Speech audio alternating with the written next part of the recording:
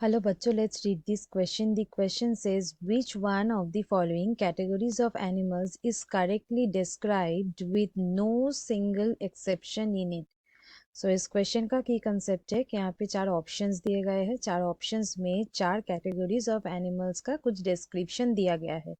सो हमें वो option select करनी है जहाँ पे जो डिस्क्रिप्शन प्रोवाइड किया गया है वो उस ग्रुप में मतलब उस कैटेगरी के सारे ऑर्गेनिज्म में ये नजर आते हैं, कोई भी एक्सेप्शन नहीं है। So let's start the discussion. एक एक करके हम लोग ऑप्शन देखेंगे। पहला जो डिस्क्रिप्शन दिया गया है वो स्पॉन्ज के बारे में दिया गया है। All sponges are marine and have collared cells. So बताया गया है कि ये जो स्पॉन्जेस है वो सारे ही मैराइन होते हैं और सब में कॉलर सेल्स होते हैं। बेसिकली ये जो स्पॉन्जेस होते हैं, स्पॉन्जेस में जो एनिमल्स होते हैं मतलब जो ऑर्गेनिजम्स होते हैं वो जनरली मैराइन होते हैं, लेकिन कुछ फ्रेश वाटर फॉर्म्स भी होते हैं। Fresh water forms exist. कुछ फ्रेश वाटर फॉर्म्स होते हैं जैसे स्पॉन्जिला। सो कॉलर सेल सब में ही होते हैं, बट ये सारे ही मराइन नहीं होते हैं, इसलिए पहला जो डिस्क्रिप्शन है वो है गलत। नेक्स्ट आते हैं बी में। बी में बताया गया है कि all mammals are viviparous and possess diaphragm for breathing.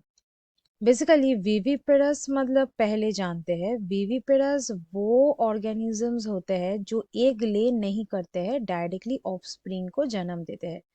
So give birth to offspring मतलब जो यंग वंस होते हैं, एग ले नहीं करते हैं। अब सारे ही मैमल्स विविपेरस नहीं होते हैं। एक्सेप्शन क्या है? जैसे प्लैटिपस जो एंटीटर होते हैं, ये प्लैटिपस होते हैं ओविपेरस मतलब जो एग ले करते हैं। सो ये रह गया एक्सेप्शन। और डायफ्राम सारे मैमल्स में ही नजर आते हैं ब्रीदिंग के लिए। डायफ्राम के बिना रेस्पिरेटरी सिस्टम अधूरा है। सो ये ऑप्शन भी हो गया गलत। नेक्स्ट आते हैं सी में। सी में all bony fishes have four pairs of gills and an operculum on each side. Basically fish जो कि बोनी फिश होते हैं मतलब जो होते हैं ऑस्टिकथिस, ये जो ऑस्टिकथिस होते हैं मतलब जो वो बोनी फिशेस होते हैं उसमें फोर पेयर्स ऑफ गिल्स होते हैं। फोर पेयर्स ऑफ गिल्स होते हैं जो कि ऑपरक्यूलम से कवर्ड होते हैं, मतलब ऑपरक्यूलम प्रेजेंट है। लेकिन जो कार्टिलेजिनियस फिश होता है यहाँ पे ऑपरक्यूलम नहीं होते हैं। सो बोनी फिश में मतलब सारे ही जो बोनी फिशेस होते हैं सब में ही फोर पेयर्स ऑफ गिल्स होते हैं और ऑपरक्यूलम होता है, इसलिए ये ऑप्शन हो गया सही, कोई भी एक्सेप्शन नहीं है।